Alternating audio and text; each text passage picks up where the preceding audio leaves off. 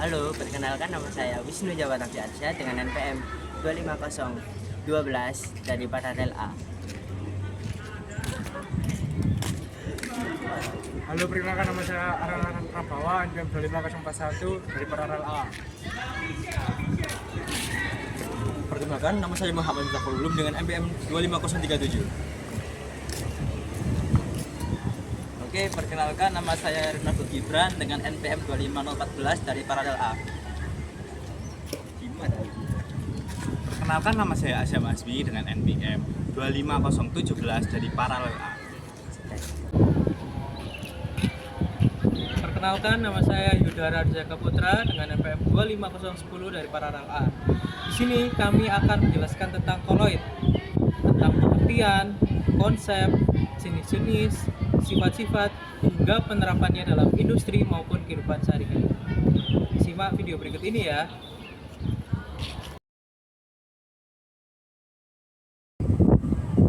Koloid adalah suatu bentuk campuran yang keadaannya di antara larutan dan suspensi. Untuk ukuran koloid sendiri adalah di 1 nanometer hingga 1000 nanometer.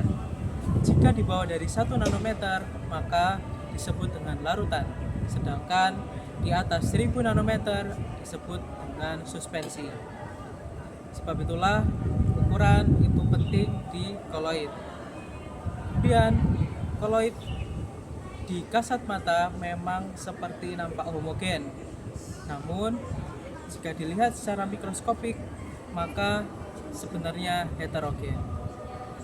Koloid terdiri dari dua sistem, yaitu fase terdispersi, yaitu zat yang menyebar, dan medium pendispersi, yaitu zat tempat penyebaran.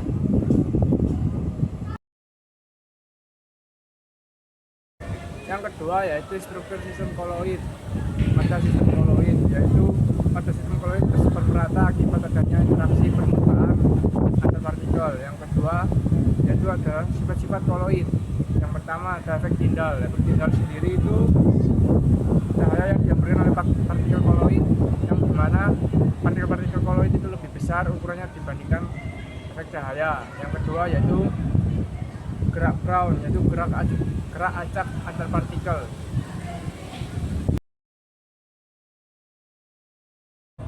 Selanjutnya ada adsorpsi. Adsorpsi adalah permukaan partikel koloid yang dapat menyerap ion atau molekul lain. Contohnya seperti arang aktif menyerap racun penjernihan air. Selanjutnya ada muatan listrik. Muatan listrik adalah partikel koloid yang biasanya bermuatan positif atau maupun negatif. Itu akibatnya partikel saling tolak menolak, sistem menjadi stabil. Selanjutnya ada elektroforesis. Elektroforesis adalah pergerakan partikel koloid dalam medan listrik. Itu digunakan untuk pemisahan protein maupun pengolahan limbah industri. Selanjutnya ada koagulasi. Koagulasi adalah penggumpalan partikel akibat penambahan elektrolit, pemanasan, dan juga pengadukan yang kuat. Contohnya seperti pembuatan tahu. Selanjutnya ada dialisis. Dialisis adalah pemurnian koloid menggunakan membran semi-permeable. Contohnya seperti cuci darah.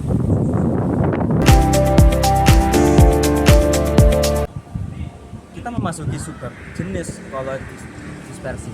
Salah satu sifatnya merupakan phase terdispersi. Phase terdispersi merupakan kondisi di mana suatu partikel menyebar pada suatu medium karena tidak dapat larut. Salah satu jenis phase terdispersi merupakan solid, yaitu padatan partikel yang tidak dapat larut pada mediumnya dan tidak dapat menjadi satu kesatuan. Terjadi adanya phase terdispersi solid, yaitu karena adanya suatu fenomena seperti adanya endapan dikarenakan suatu larutan sudah mencapai kondisi kelarutannya, atau terjadi pengecilan ukuran seperti penggilingan. Manfaat adanya phase terdispersi solid, yaitu phase terdispersi solid memiliki luas permukaan yang luas. Hal ini membuat reaktivitas pada larutan menjadi sangat cepat. Kita memasuki sifat koloid yang lain, yaitu medium dispersi. Medium dispersi merupakan lingkungan di mana fase terdispersi berada. Terdapat beberapa jenis medium dispersi, yaitu medium dispersi cair. Lalu, apa hubungannya fase terdispersi padat dengan medium terdispersi cair? Hubungannya yaitu fase terdispersi solid memiliki tidak dapat larut pada medium dispersi cair. Hal ini seperti pada senyawa merkuri saat dicampur dengan HCl. Saat kelarutannya mencapai batas, maka endapan akan terjadi. Implementasi SOL dalam industri cat. Dalam industri cat merupakan sistem koloid jenis SOL di mana fase terdispersinya yaitu partikel padat seperti TiO2 atau Fe2SO3 dan medium pendispersinya yaitu air atau pelarut organik. Pigmen padat tidak larut tetapi merata terhadap cairan sehingga menghasilkan warna yang homogen. Sistem SOL ini memungkinkan cat mudah diaplikasikan pada permukaan tembok menggunakan kuas atau roller. Peran SOL dalam produk cat yang pertama, menjaga kestabilan pigmen. Partikel pigmen tetap tersebar dan tidak akan mengendap di dalam kemasan. Yang kedua, menghasilkan warna yang merata. Karena pigmen terdispersi homogen, warna cat yang dihasilkan akan seragam. Dan yang ketiga, mempermudah aplikasi. Cat dapat mengalir dengan baik dan menempel merata ke permukaan dinding. Dan yang terakhir, meningkatkan kualitas hasil akhir. Permukaan cat akan menjadi lebih halus, tidak menggumpal, dan tidak berbintik. Mekanisme kerja SOL dalam cat. Yang pertama, dispersi partikel pigmen. Pigmen digiling hingga berukuran koloid 1 hingga 1000 nanometer, lalu didispersikan di dalam pelarut. Yang kedua, muatan listrik pada partikel. Partikel pigmen bermuatan sejenis sehingga saling tolak-menolak dan tidak berubah. Yang ketiga, gerak Brown. Gerakan partikel acak akibat tumbukan molekul pelarut membantu menjaga pigmen tetap tersuspensi. Dan yang terakhir, penambahan zat pendispersi, surfaktan, atau bahan adiktif ditambahkan untuk memperkuat interaksi antara pigmen dan medium cair sehingga SOL tetap stabil selama penyimpanan dan penggunaan. Dalam industri cat, sistem SOL berperan penting dalam menjaga kestabilan pigmen, menghasilkan warna yang homogen, serta mempermudah proses aplikasi.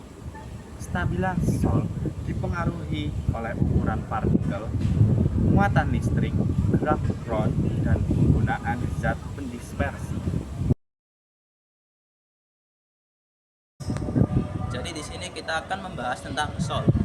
SOL adalah suatu sistem koloid di mana terdapat fase terdispersi dan fase pendispersi. Fase terdispersi yaitu berupa zat padat dan pendispersinya berupa zat cair. Ukuran SOL berkisar antara 1 hingga 100 nanometer. Sifat-sifat SOL yaitu ada gerak Brown, yaitu SOL partikel bergerak secara acak berdasarkan mediumnya. Dan yang kedua adalah stabilitas SOL itu tidak mudah terjadi endapan. Dan yang ketiga itu adalah SOL bersifat absorpsi, artinya SOL dapat menyerap ion. Di sini terdapat jenis-jenis SOL, yaitu ada SOL hidrosol, yaitu berupa medium cair, dan SOL alkosol, yaitu berupa medium alkohol. Berdasarkan interaksi antar partikelnya, SOL terdiri dari SOL liofil, yaitu mudah larut dalam air, dan SOL liofob, yaitu SOL yang tidak mudah larut dalam air. Dan cara membedakan antara SOL larutan dan suspensi adalah larutan itu tidak akan mengendap, jadi dia akan menembus saringan jika disaring. Dan jika SOL itu tidak mudah mengendap ya.